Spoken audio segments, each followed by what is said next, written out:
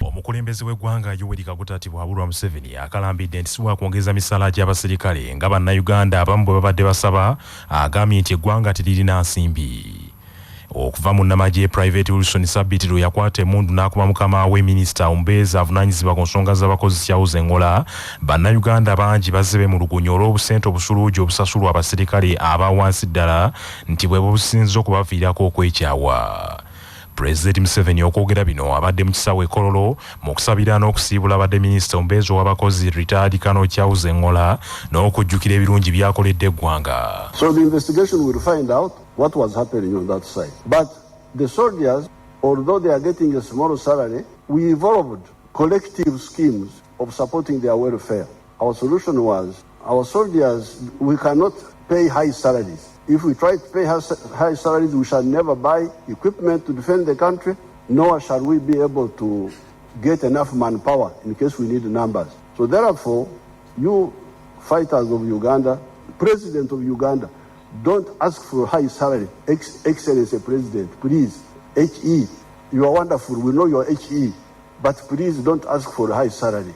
Because Uganda cannot afford high salaries for HE, for soldiers, for I don't know what, right honorable what. President Museven era asambaza n'ebibadde bigambibwa nti abasirikale babanja emisaala, agambye nti bano newankubadde basasula obusente butono, emmere gye baweebwa n'ebyetaago ebirala bijjira mu budde. We in the army, what we do, we have got our small pay. Because we knew that if we try to go for big pay, we would never get enough manpower to defend the country. If you have got very high pay, how many people will you pay? That was the problem of Idi Amin. That's why we said no.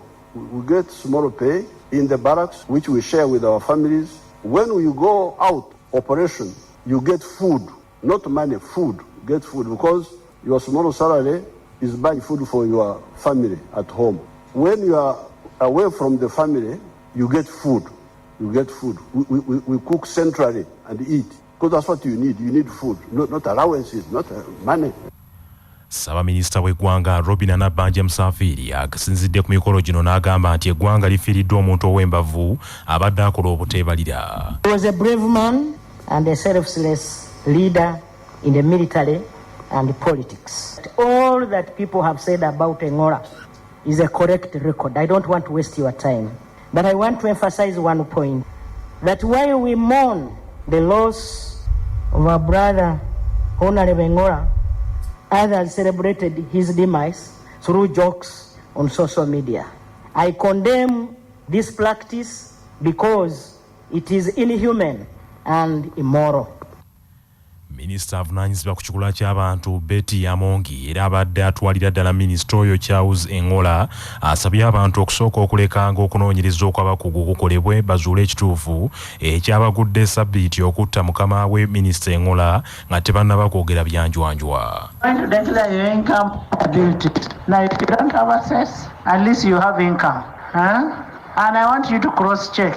I have been calling a number of you. I hope you've sorted out yourselves. But I have a letter of 21 members who have not declared.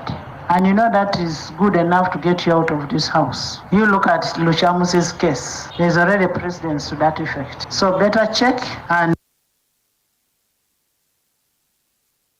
We take it as those who were doing that were individual, indisciplined people. For I know of no any religion or African culture where retribution is meted on the dead. It is not part of our African culture. They said Private Sabiti, there must be another reason why he killed the Honorable Minister.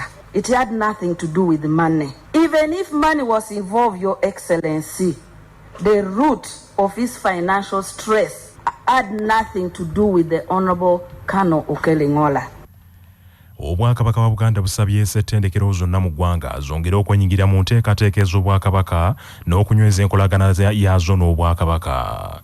Omumyuka asooka wa Katikkiro w'ekitiibwa Profesa Haji Twaka wa Ssekigongo bino abyogedde asinkanya abayizi ku ssettendekero wa Cavendish University mu Uganda okuva mu mawanga ag'enjawulo 9.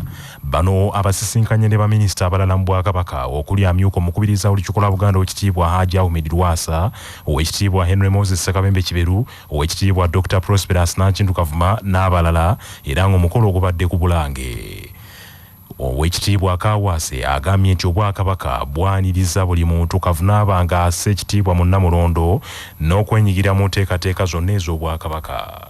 Ayingire mu kibiina kya Nkoba za Mbogo bajja kuba batandise okutegeera emigaso egiri mu kwenyigira mu bintu ebyo era lijja kuba ekkubo libajja okuyitiramu okutandika okubanga abeegatta ku bigenda mu maaso wano. Mbalaze nti ekyokulabirako ku Lwomukaaga luno nga 13 Ssaabasajja Kabaka agenda kulabikako eri Obuganda ewankulukuku. Minisita abagambye bajja kuyingira bwereere abayizi ba Cavendish. Ekyo kibalaga nti tulage nti Obwasseruganda obutandise bugende mu maaso. Tubasuubira okwenyigiranga mu mikolo gyaffe, tubasuubira okuba nti wanaabeerangayo bulungi bwansi mu kitundu eky'university weeri bajja kubeeranga basaale okwenyigira mu mirimu gyaffe.